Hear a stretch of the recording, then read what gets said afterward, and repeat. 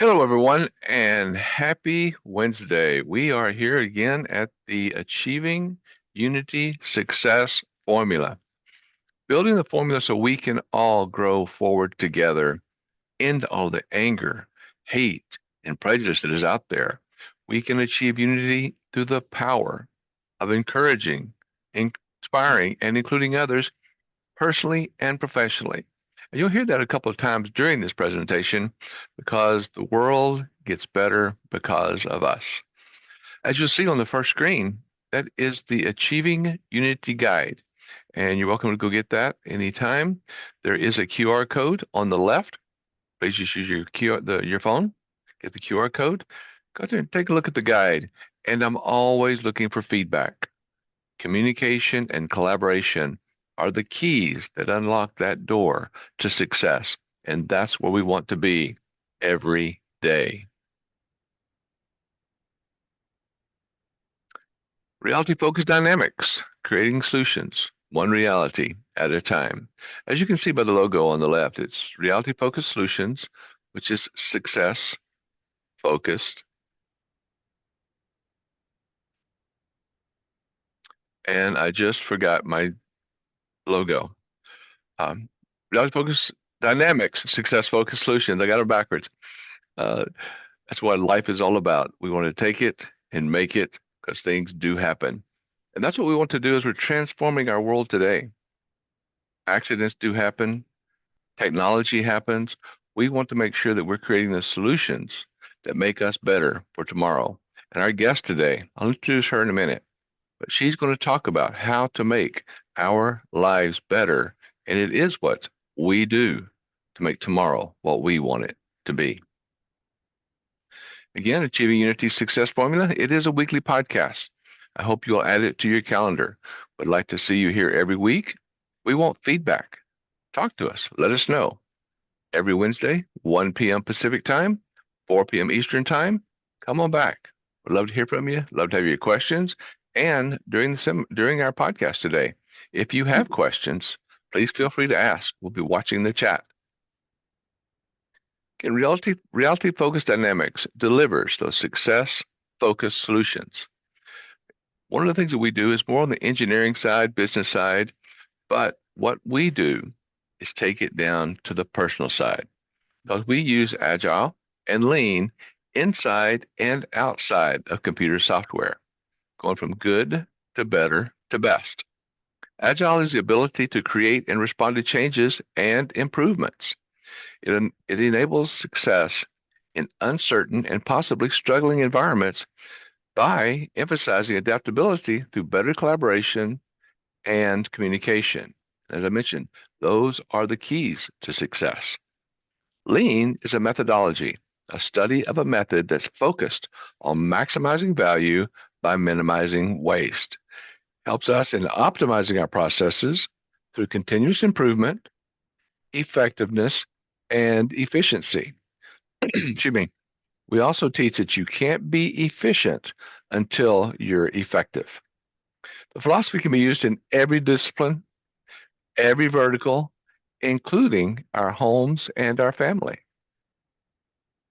Connect with me and I'll show you how to break down all issues, products, and services from the most complex business projects, including rocket science. And yes, I have worked for Lockheed Martin and Boeing, and I know about rocket science. I've seen the buildings where they put the rockets together. Of course, I can't go in, you can't go in because of the controlled environment, but I have seen them put our rockets together.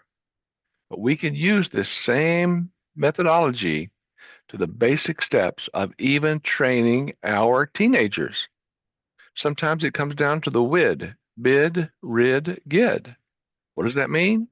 Write it down, break it down, review its dependencies, get it done. We can do that. Think of even busy mornings at a family breakfast. Everyone has somewhere to go, from work to school to many other events or locations where they need to be. We can have a family stand up meeting each evening before that horrendous breakfast, and again, turn it into something where everyone shares what their needs are, what their tasks are for the day, Place sticky notes on your refrigerator with the chores and responsibility. Each person can put their to-dos on there. Then the next morning, they can move their sticky note from to do to done. Create a breakfast station with pre-portioned ingredients and a weekly meal plan. Minimizing that decision fatigue and reducing the time spent searching for items can help everyone participate in a smoother and more efficient process. Achieving unity through encouragement, inspiration, and inclusion. If you're looking at my blog, you'll see articles out there talking about EII, encouragement, inspiration, and inclusion. Encouragement can be that powerful force that fuels the core of empowerment, empowering others so we can all work together, encourage others to help accomplish their goals, inspire each other to achieve every goal. Unity is what makes us a successful team. We can include others and celebrate every victory, both personally and professionally. Together, we can overcome any and every challenge.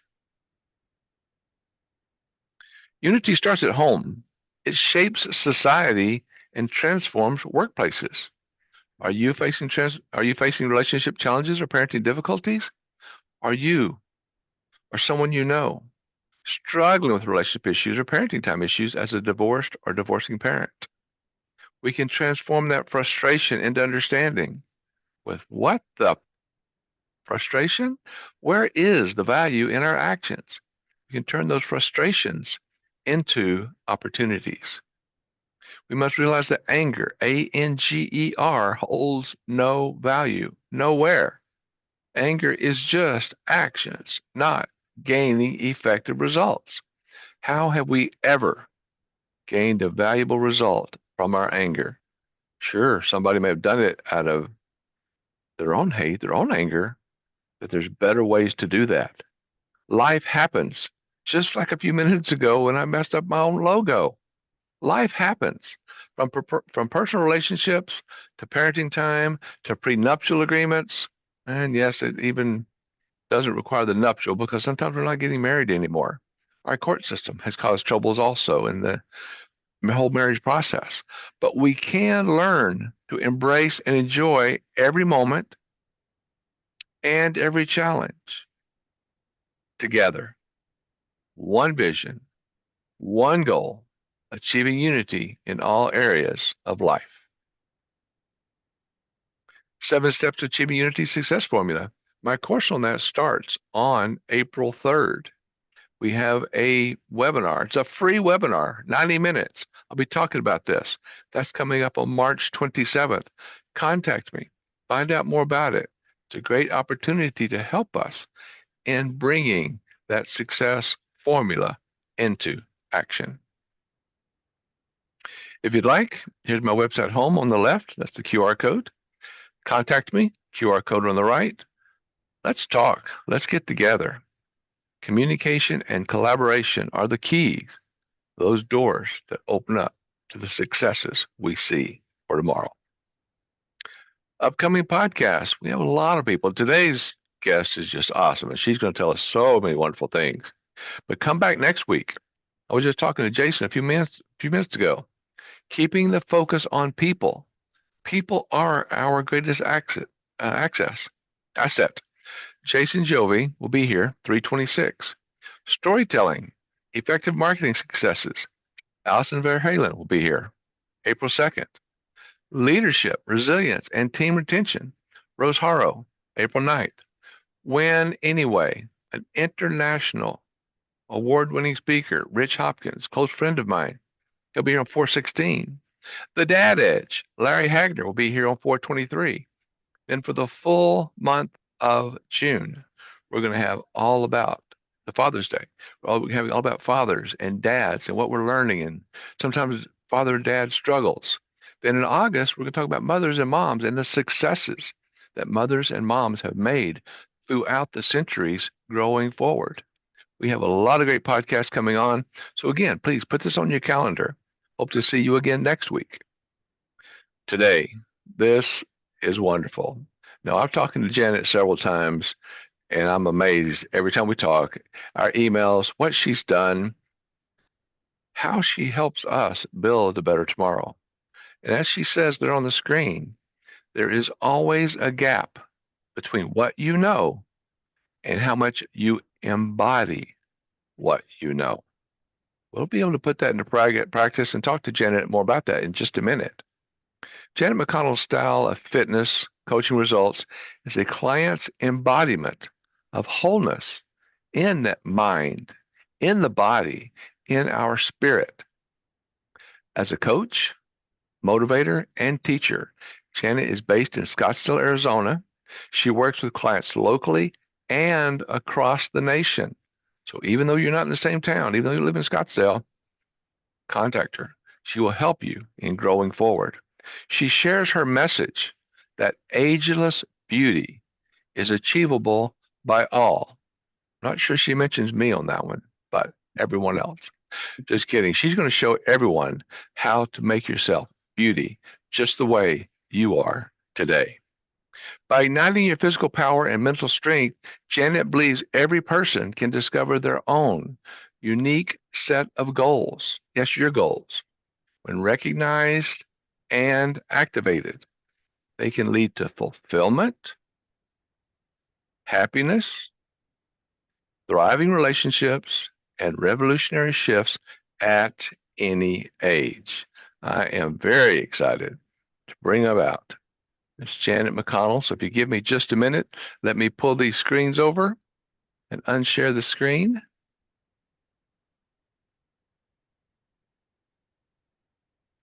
Okay, I've stopped that share. Let me bring Janet over to the main screen, put her in the top of the items. Janet, how are you today? I'm so glad to have you. I'm excited to have you and be with you. How is your day going? It's going very well. Thank you, Mark. And thank you for having me as a guest on this amazing podcast. Oh, you're kind. Thank you so much.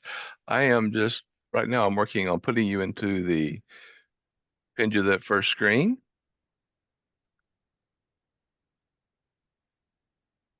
Be there and look, there we are. All right. It's an honor to have you here. And again, we've only talked a few times, Mhm. but I've always been excited about what you are bringing and helping people understand about themselves. And as I was joking earlier about myself, but you truly help people grow and show that beauty within yourself, within themselves. Can you tell us more about that and how you got into this? Yes. And by beauty, I want to say I don't mean like magazine cover girl. I mean the beauty of every human being. So, in that context, men are beautiful too. It means reaching that place where everything that you are, if you can peel away all the pieces, all the layers, the crust of who you are not, who you took on because you thought the world wanted you to be a certain way, you're pleasing others, peel that away and be yourself, essentially. When you are your essential self, that is beautiful. That is. I just so appreciate, and I can feel when you talk about it how it's coming from your heart, Mhm. because everyone is beautiful in their own way. And I think you may talk about this later.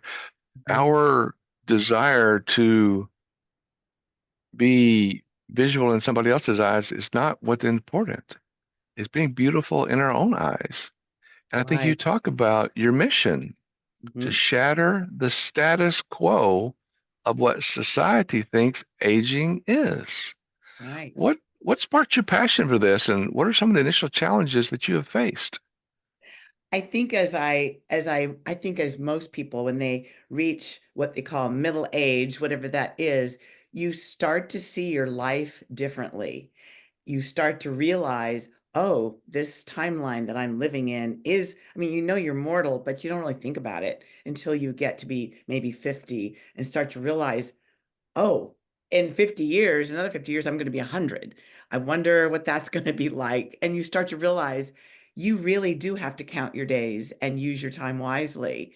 And what legacy are you leaving? And all these questions, like maybe you're not where you wanted to be at the middle of your life. There's so much that comes to bear with that struggle that happens in that midlife crisis that I think we call it. For me, I felt great about it because I had already kind of crossed that a little earlier in an earlier decade where I had to take charge of my life because of a health crisis, which I will talk about. But what I wanted to say to everyone is that when you reach that point where you're really starting to question everything in this second half of your life, you start to have this sense of, why is everybody treating me like I'm old? Like saying things like, well, I can't do that anymore. I guess I'm getting old. Or, oh, the aches and pains. Oh, well, it's just because I'm getting old. And it's all just BS. It's not true.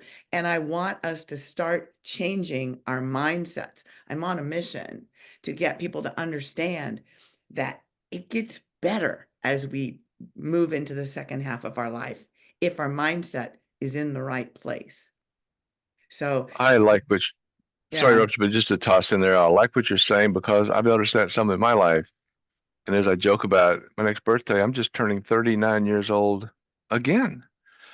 I think about the pains that I have today, and I do have a knee that does give me a little bit of trouble. Yeah. And because I sit in this chair all day long, staring at the computer all day long, I think I'm having some hip problems. But I thought back just this past week as preparing for this, and remember that many years ago, the doctor told me to move my wallet from my back pocket to my front pocket Mhm. because of the troubles that could happen with my hip. So am I just looking at things, even though now I'm at that age, as you're saying, people say, well, you're old now. And I like to take that word out and say, no, I'm senior. I'm more senior in the process. But some of the things that pains that we're thinking about now, maybe we have more time to think about them than they're actually true pain, perhaps. I think that it comes down to really recognizing that you get a kind of a free ride for being vibrant and healthy and pretty pain-free, disease-free in the first 3 to 3.5 decades of our life.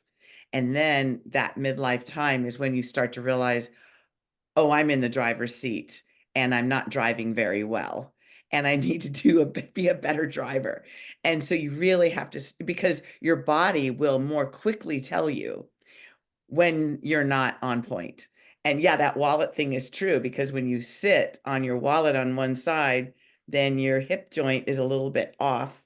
And so then it's gonna want to stay that way. And then so one side of your back is tighter. And so you learned that, you made the adjustment. And that's really all it is learning, growing, and adjusting and honoring the fact that yes, your body is a classic car now. So if you want it to feel good and to drive well, then you have to take care of it. Just like, have you ever seen on the freeway, some guy is cruising down along in the slow lane, going below the speed limit because he's having a grand time in this beautiful convertible T-Bird, and it's so shiny and the white walls are all perfect, no scuffs, and the chrome sparkles. There's not a dent anywhere. And he is just like, has his arm up on the seat and he's just driving. That is what we should be. And that man has created that car to be a labor of love. And that is what our bodies are for us. As we get older, we are classic cars. We've been around long enough now to maybe the parts aren't replaceable anymore. And you've got to take good care of it. So I always get that metaphor when I because I'm in Arizona, there's a lot of car enthusiasts here. Oh, I And bet. and it's a big retirement area and it's like the people who and the weather's beautiful. It's sunny almost all the time. And so you get to see a lot of these beautiful cars and I just go, "Oh, look, he's taking care of that car." And then you see somebody go by in a rust bucket and you're like, "Oh, that's kind of what some people are going to turn out to be if they don't paint and scrub and get the dents out. That's a good point. And since you mentioned that, I used to have a 1967 Firebird convertible. Nice. Beautiful car, and I did love doing that. Now, I'm one of those that I used to be one of those people that you're talking about, the old junky car flashing, couldn't get somewhere fast enough. I used to Yeah. be one of those people. Yeah. But luckily, I learned, and maybe that convertible helped me do that because I could get into that slow lane, as you're saying, and just cruise, not be in a hurry. Now, I was in Colorado at the time, had those beautiful Mhm. mountains, and on those warm summer days, spring days, get out and driving in that sun. It was so beautiful, and to enjoy that. But as you mentioned, I was one of those old high-speed rust buckets at one time. So it's a learning experience, Yes. right? Yes. Yes. Yeah. When you love your car, you take care of it. And I say when you love your body, you take care of it. You know. And I And like the way, yeah, not complain about the fact that it's hard or that you have to exercise or that you have to eat right or you can't have everything and anything to feed yourself with, junk food and things like that. Well, you wouldn't put garbage fuel into a high performance car either. There's a cost Mhm. to that. Right, you learn to take care of the things that you care about. And if you're not caring about your body, you lose some of that desire to, well, still bottom line, take care of it. Right. That's, and as I talk about me being the old rust bucket high speed to getting into that Firebird, tell me you were a high powered corporate career. You had a very nice career going on, but you switched over to fitness coaching. What was that pivotal moment that led you to make that significant change? Well, I was in a high-powered corporate job, very well compensated and revered. Like I had a really great career and was enjoying it because people liked working for me and I was getting a lot of accolades and it was very I satisfying. But bet. I was in fast becoming a rust bucket because as a child and as a young person, I was an athlete and, very active and strong and confident. And then when I got into the corporate world, I brought that with me, that mindset of I can do anything. I just have to practice. I have to work hard. And I did it too much to the detriment of self-care. But it was partly because the health that I had going in was somewhat taken for granted. And I didn't understand, oh, you actually have to do the things to keep it up. And I was busy and I was fine, and I didn't feel I wasn't sickly, but I was tired a lot and just kind of like getting a little run down, just burnout, probably looking. Right. And when I was 46, I went to my doctor for my annual physical. And he had me sitting in his office while we went over my labs and everything so he could just kind of have a fireside chat with me about it. And I think he did that because he had bad news. And so he said, well, Mm. Janet, I don't know what's going on with you, but this is a wide departure from when I last saw you. Your blood work shows high blood pressure, high triglycerides, high cholesterol, you're borderline obese, and you are on your way to early heart disease. Wow. It was like I couldn't believe my ears because I didn't think of myself as a sick person or as somebody who had so many problems going on. It was under the surface, but when I really thought about it, I think the fatigue should have been a sign that I just thought, well, maybe I'm not getting enough sleep. Oh well, it was not a good way to think, but I wasn't wise yet in the ways of how to age well. So that really shocked me. In fact, it was extremely emotional and I was terrified of Wow. I would be. yeah, he had a stack of prescriptions and he slid them across the table and I thought, wait a minute, that's what my grandparents get. And my dad had a little bit of a blood pressure problem, probably genetic. but because he was healthy. But I just had this kind of explosion in my head, and I thought, Janet, you are too young to be this old. And I just put the Too young. Can I repeat that? yeah, You are I too young to be this old. yeah, Wow. to feel like I had blood work of a person who was on borderline coronary disease. It's like, what? I mean, I just like, what? But I'm glad he said it that way because it was kind of like getting smacked with a cold washcloth. It's like, whoa. So I had been going to this doctor for a while. He knew me pretty well. And I said, listen, wait, hold on. Give me 6 months. It's like, the please, not yet, not yet. Don't And write me off just yet. and I said, let me do what I can do. Let me give my body a chance.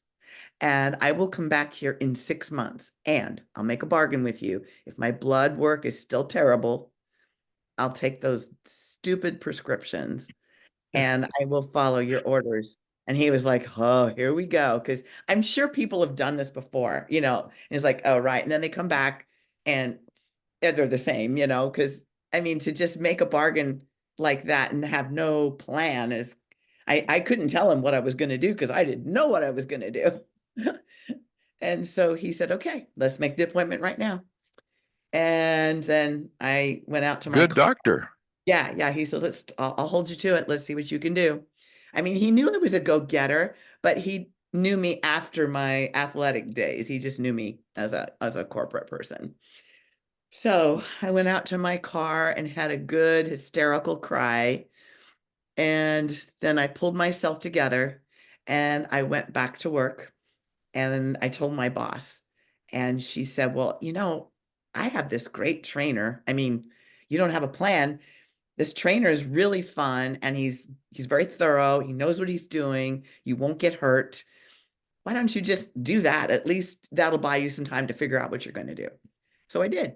I hired this trainer and he was great, exactly as she said. Albeit I had to train at 5 o'clock in the morning, Monday, Wednesday, Friday, which was all new to me. Wasn't thrilled about that, but it really made sense because everybody was sleeping. So there were no distractions. There were no last minute meetings causing me to have to cancel my training or anything like that. There was nothing in my way except me getting there. So that was good. That is And good. yeah, and he was a bodybuilding resistance training trainer. There's lots of disciplines out there, CrossFit and all kinds of interval training, and there's many different, structures. But he was a resistance training person with a bodybuilding background. And so that's what I did. And as it turned out, I loved it. So Wow, that's great. I love the lifting. I just thought, well, I'm going to do this. This is great.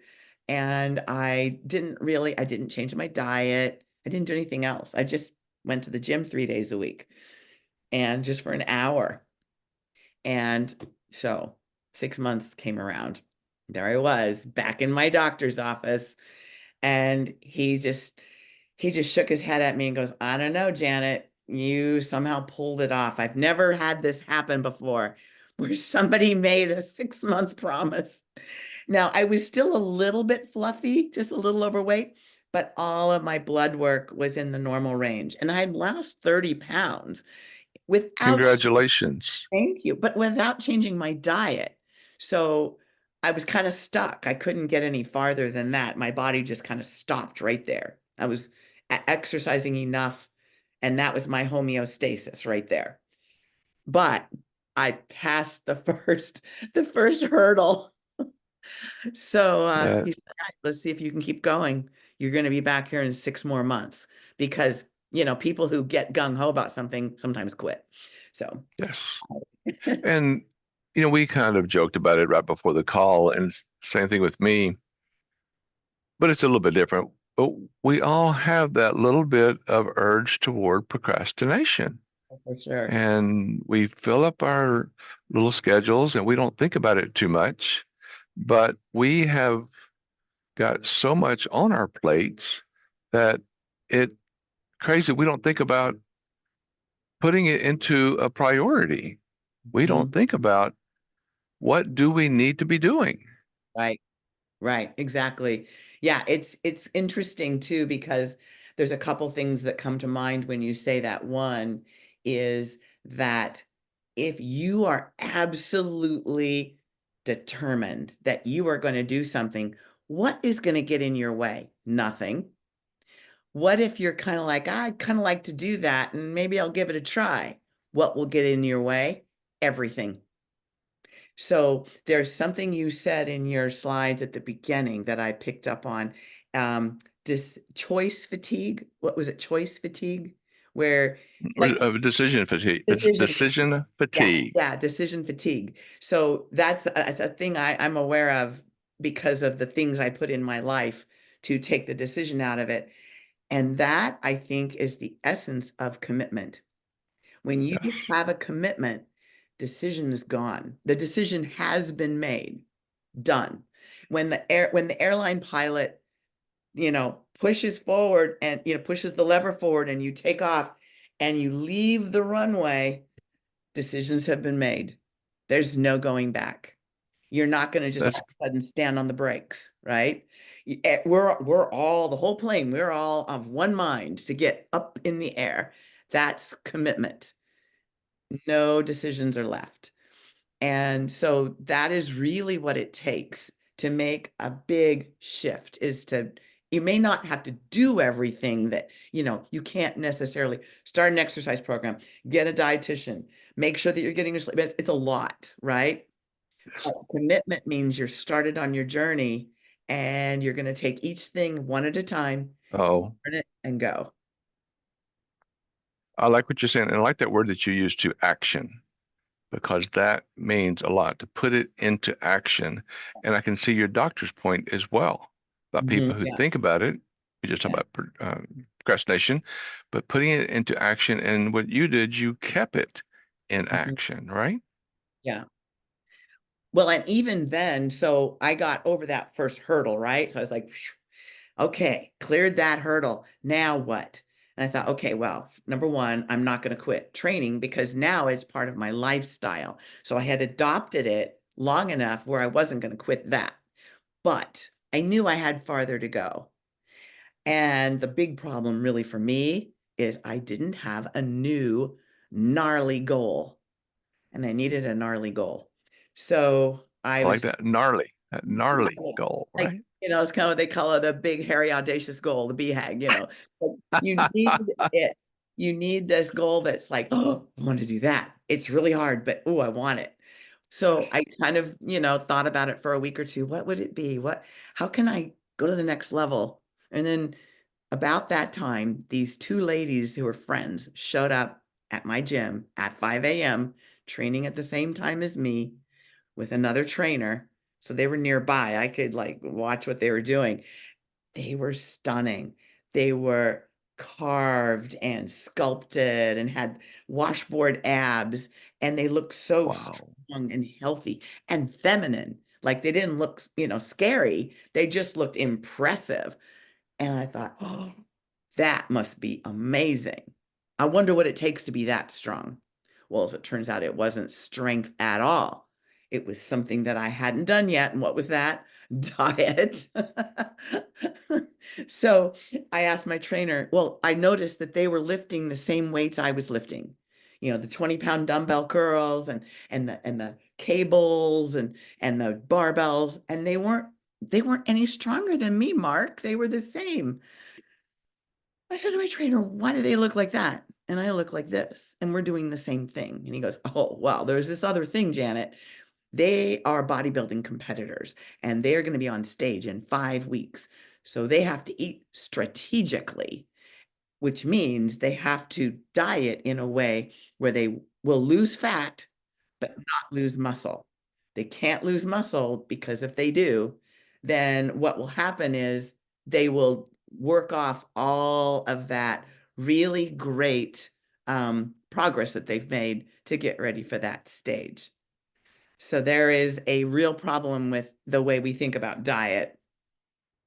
that you have to just cut calories and cut calories. But if you do that, you end up expending muscle as well.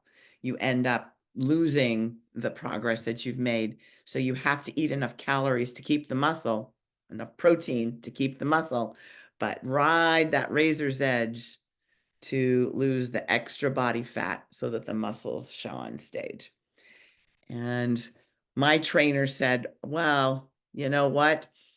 If you really want to do that, okay, but I don't recommend it because it's really hard. The diet is really difficult and you probably won't like it. And I think he was afraid maybe I would quit because I would get discouraged, but of course not. I said, no, no, get me the diet. I want to do this. And so I started in, and a year later, I was on stage for the first time in a competition. And that changed everything because when you change your body, you change your life. So it seems to be that that was the moment when I knew I had come onto something that was so transformative, so amazing, so powerful. I looked different, but I thought differently. And that changed the course of my life and made me realize I've learned something that is so amazing. I want to do this with other people. I want to help people who are middle-aged and older be able to reclaim this amazing experience of not really getting older in the traditional way, but to get older in a powerful, beautiful, strong way. So that's kind of where my corporate life came to an end. I got my certification to be a trainer, and then I was able to then go on and be a trainer for people and help them with their journey. And from there came everything else, public speaking, being an author, etc. So That that is awesome. Thank you for continuing. I lost my internet there for a second. I saw that. I thought, well, everybody else I see on here is connected, so I'll just keep talking. You're awesome. Thank you. Saw my little box here. It went bad. So thank you so much for doing that. It Sure. just wow. That happens sometimes. I know it's been in our neighborhood, they've been changing out some of the hard wiring and stuff, and I see the cable truck in the alley, and I'm like, uh-oh, I hope it's a good internet day. You know, and I have pretty good internet here, Yeah, and it's just it it just as we talked about earlier, things happen. Let me yeah, put no, my it's let me put okay. my video back on. And Yeah, thank you for continuing on. You do this enough. How things happen as we talked about first, and I'm not sure quite where you went on the minute since I was gone, but something that I wanted to talk about if we have time. And is that about your health crisis in the mid 40s? Is that part of just your weight? Is that what you're talking about? Was there well, the anything else whole that? the whole doctor experience, that conversation, that was a crisis for me.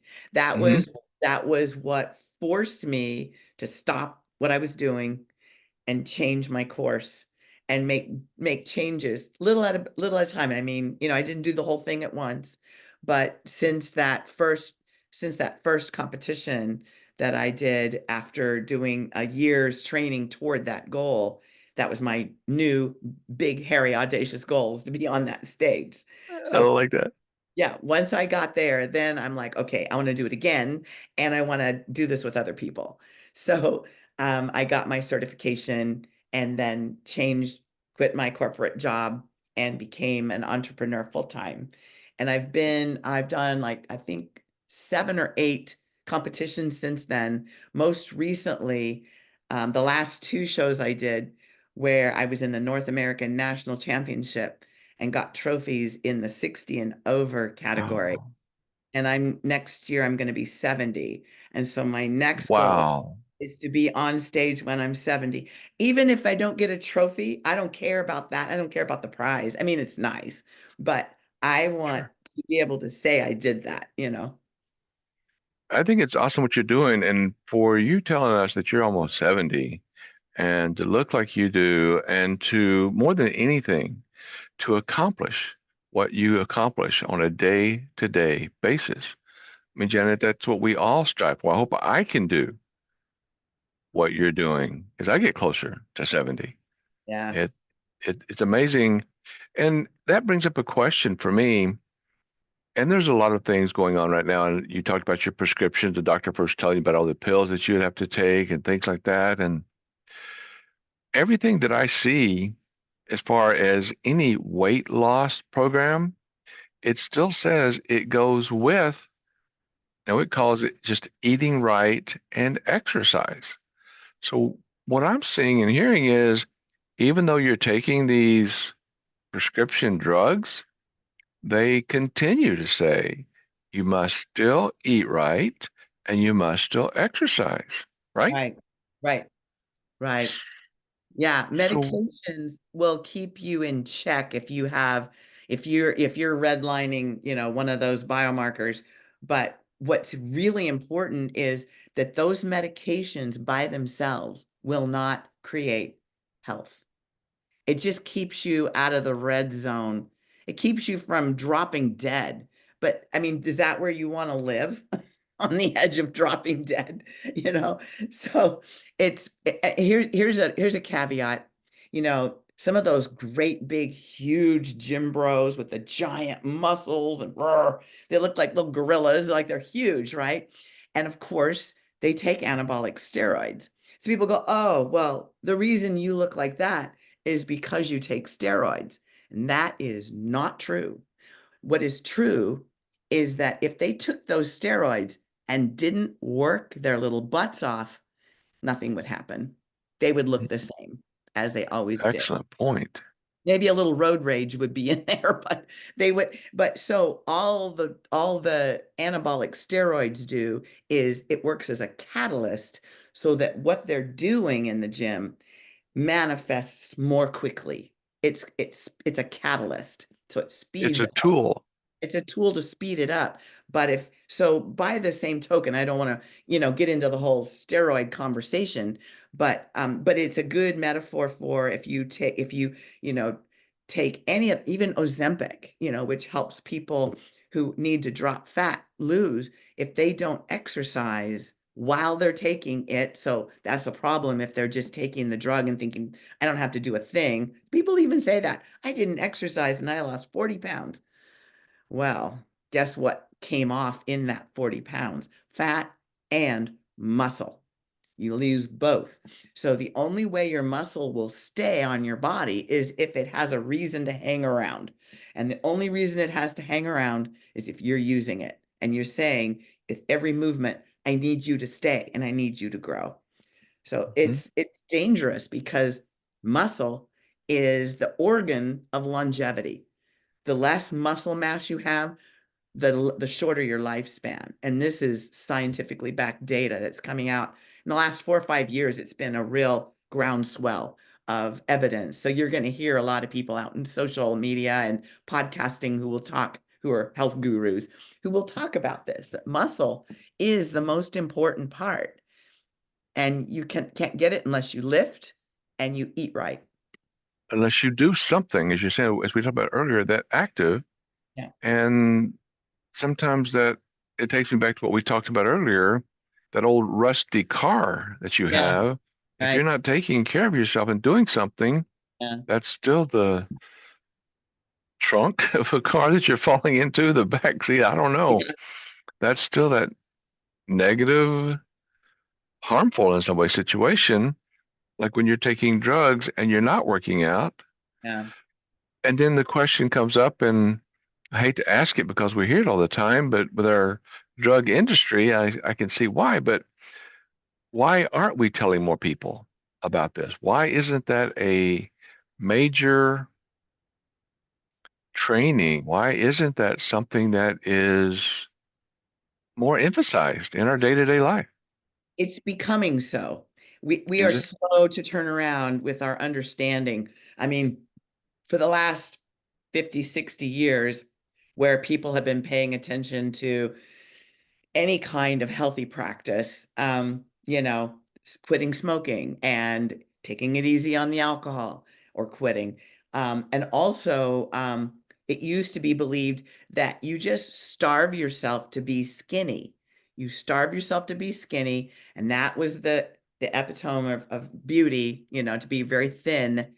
And to do that, what you're doing is you're starving off all. I mean, now we know that you're starving off your muscle and it makes you frail and weak and subject to fractures if you fall instead of just a little bump and a scrape and a bruise. So yes, it is the old way of thinking. It's the old food pyramid. Eat tons of grains and bread and pasta and a little tiny bit of protein way up here at the top. So wrong. It's Yeah. completely the wrong way around. So, we're learning because our scientific process has improved. We've had a long enough time for longitudinal studies, with the scientific process. You need a wide enough sample size and you need a long enough time to have a double-blind peer-reviewed research out finding to be really solid. And so it's been long enough now where we have that. And there are so And many leaders out there who talk about this. Now it's becoming very current. I'm so glad to hear you say that. And again, with our internet, even though I've had troubles with it today, Yeah. even with our internet, we're able to learn more. And as we hear more and more news and information, sometimes I'm so feel for the families who've been through some of these plane situations and aircraft Mhm. troubles that we've had. But sometimes it's because we're hearing about them more. 20 Mhm. plus years ago, we didn't have a way to share this information. We always found out late. There was always some other big news. So we are able to find out more. I'm glad to hear that you say that there is something going on. Yes. And yet, that brings me another question. When you're talking about the fat and the muscle, I've always heard that muscle weighs more than fat. Is Mhm. that a true statement? And how does that work? It is true. Muscle fibers are denser and heavier, and they consume more calories per pound than like 5 pounds of muscle consumes way more calories than 5 pounds of fat. So muscle is expensive real estate, right? You have to eat to keep it on your body. And if you are eating below, like at starvation level, evolutionarily, what our bodies are programmed to do is to hang on to that fat because that will save your life if you indeed are in a situation where you are starving. So our ancestors who were hunters and gatherers had to maybe get a great big meal of a mammoth or some kind of large animal, and they would do everything they could, consume as much as they could, preserve as much as they could. But eventually there would be a dry season where they wouldn't find anything, and they just barely get by with small animals like rodents and berries and just little roots and things. So they were not eating enough food to be really healthy, but they had so much on them, from eating that, during that fat time. Now they're going through a thin time. So our bodies evolved to save our lives in case of a famine. Well, we are inundated with food. We are never at a We point are. where we don't have even, I mean, there's food is always available for most people. I know there's pockets in the world where starvation is still an issue, but there is a wide abundance of food available. So we no longer have that. And the food, especially the processed food, it's delicious and it's addicting and it's designed that way. So It it's is hard designed that way. hard to stop eating it. I'm prey to it as I have to stay away because I'll just Mhm. finish the whole bag. So yeah, Uh, I know uh, that makes that. that is so true. And you bring up so many good points there. And my better half, my BFF, my favorite female, is right now on her way to Russia. Now, where is she going? Africa. She's on her way to Africa. Mm, And we talked about that on the plane. They have so much to eat on that plane. She said, mhm. they said, we just finished breakfast and they're already bringing us dinner. And Yeah. I'm thinking, is that a way for them to occupy time Yes. on that airplane just to toss more food, kind of as we see all the time here. There's food here, there's snacks here, a lot Mhm. of it processed. And she'll be on the in the air for 22 hours, I think, total. And but that's what they're doing. They're Qatar, QATAR, Qatar is the Yeah. airline she's flying on. But that's again, it's just bringing more food. It seems Mhm. to occupy time. And she doesn't eat much, but it's there. Yeah. It's hard to turn down. So, Yeah. okay, Yeah, and it's I want to available. go Yeah. ahead. It's Uh, available. yeah. It's sitting right there in front of you. Um, I eat nuts a lot from the almonds, the cashews, and the pistachios, and they're right here by me, and they're good to have. But sitting here, I eat them, but at least they're good for me. But when you have Whoppers candy and Snickers bars and things like that around the house, what are you going to do with those? You're going to eat those also. But uh, but I have a very important question to ask you. We have about 9 minutes left. Alcohol. I Mhm. don't understand the alcohol problem. Now, a person like me, my family, and I started this a long time ago. I enjoy wine. I Mhm. don't overdrink my wine. Yeah. Sometimes I drink more than I should. I realize that, but I'm usually a glass or two. But there's sometimes I'll drink a glass or two a night for a week, maybe more, just because the situation around to that. Tell us about this alcohol issue. And are there guide points, or is there something to help us, help me? Help me. Yeah, no, it's I understand what you're trying to say, I think. Alcohol is an interesting, it presents an interesting problem into the mix because people often think that alcohol, it's the calories that keep a person from losing weight. So, like, let's say a person is trying to lose 10 pounds. And so they're upping their vegetables and they're upping their protein and they're trying to keep the French fries and the, things like that at bay because they're so much higher, they're richer and they but digest so quickly.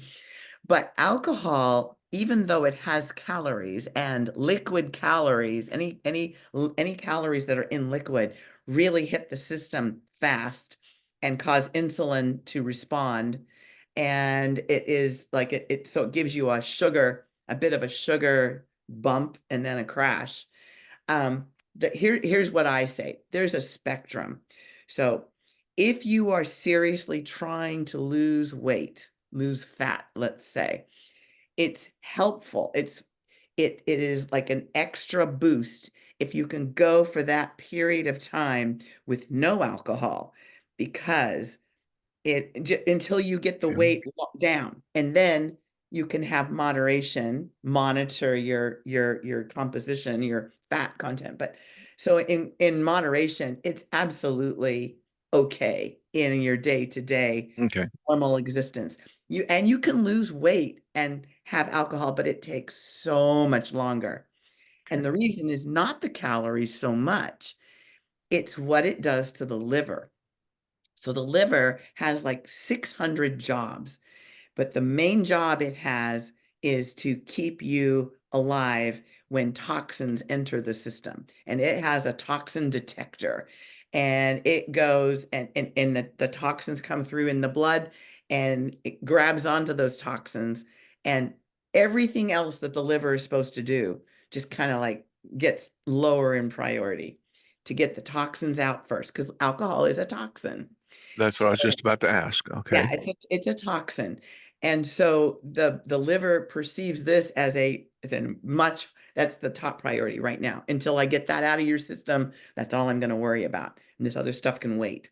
So it takes care, cleanses, and it takes about, depending on your metabolism, 36 to 48 hours to finish getting it all out of your system for the most part. It's kind of got a half-life to it.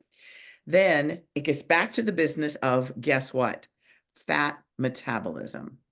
It helps you metabolize fat when you're converting fat into energy. It helps with that.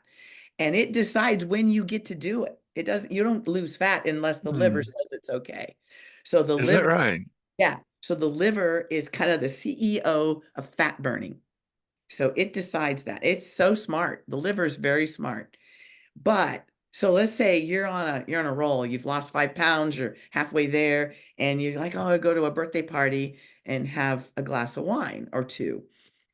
Well, then the liver stops its momentum for helping you lose that 10 pounds. It has to go over here and clean up, mop up this mess that you made, and then finish with that and then get Wow. back to it. So you can see where it doesn't completely keep you from losing fat, but it slows it down. So when I'm getting ready for a show, 6 months before a show, no alcohol. Afterwards is another story. Well, But did you say 6 months? yeah. Mhm. And that's I can't go because 24 to 48 hours without my you glass of can. wine. Yes, you can. Well, that's you telling yourself that. I love That's exactly right. I'm glad you said that because it is. It's me telling myself that. I love a good martini, but I certainly don't indulge when I am getting ready for the stage because you have to be so lean that you need every meal, every snack, every glass of water to be perfect. So it is extreme and it is hard. Wow. It is hard to do. But for a regular person, just losing weight until you're in a nice healthy range where you feel good about your body and the way you look and you feel good, you can certainly tolerate some alcohol, but it's harder. It takes Mhm. longer. So you have to decide if you want to go the slow way around or the fast track. Oh, you're so right. And Janet, we only have a couple more minutes now, but that's what I Yeah. tell people too. It is my whole decision-making process because you can almost put a wine glass in my hand and I feel better. I feel more relaxed. It's all self-generated, and I know that. And it's, I do enjoy the wine, but I think it is more mental. And Yeah. I realize that, and more people need to. But we have about 3 minutes left. I want to give it to you. I appreciate all that you're doing. Your ageless beauty is achieved by all. And I want to get this out to more people. You've got the last couple of minutes. How can you help us do that? I'll leave it up to you for the close. Okay. Well, I want people to know that, first of all, mindset is probably the most important part of this. And I want a world, I'm working toward creating a world where aging is seen as a time to grow, not to decline. That aging isn't something that happens to you, it's something that is for you to really be able to blossom into the person you were meant to be all along. You come to middle age and beginning older age and senior years with this full deck of a life experience where you can now really manifest the reason you came here. So, why would you let bad habits from your youth take that away from you? It's so important to have decades ahead of you that are stronger, happier, and more engaged than ever. So if That there's, is, yeah, I was just going to say that you're stronger than you think, and strength is about resilience and mindset as much as it is about doing, dumbbell curls in the gym. So that that's my message. I love that message. And that's a great message. And that's what I do. I work out 3 times a week, Monday, Wednesday, Friday mornings. And that idea of just putting a little bit of value, as you mentioned earlier, into our life, what we care about, we take care of. Mhm. And with our body, that's where we need to be. Janet, this has been a pleasure. Sorry about my internet going out. That's Thank you okay. so much for carrying on. You knew how this worked and you kept it going. Thank you so much. It's a pleasure and an honor to be here. If you would like, I would enjoy having you back here in a few months, maybe touch on some more and get a little bit deeper into the process. I would love that. Learn Yeah. and find out more about your programs and your speeches and what you bring forward. And let's schedule something and let's get this going, get more people out here, teach more people Right. about the situation with working out, the fat, the muscle, the alcohol. Let us learn so we can take better care of ourselves. Well, you can invite me back anytime. And I want you to know, and your listeners to know, that aging is inevitable, but decay is optional. Whoa. Can you say that again? Aging? Go Aging ahead. is inevitable. We can't control how many candles are on your birthday cake, right? Aging is inevitable, but decay Okay. is optional. Optional. Beautiful. Let's close on that. Janet, thank you so much. It's been a pleasure. We will be talking again soon. Enjoy your day. Audience, Thank I hope to see you again next week. Thank you all. Have a great day. Cheers.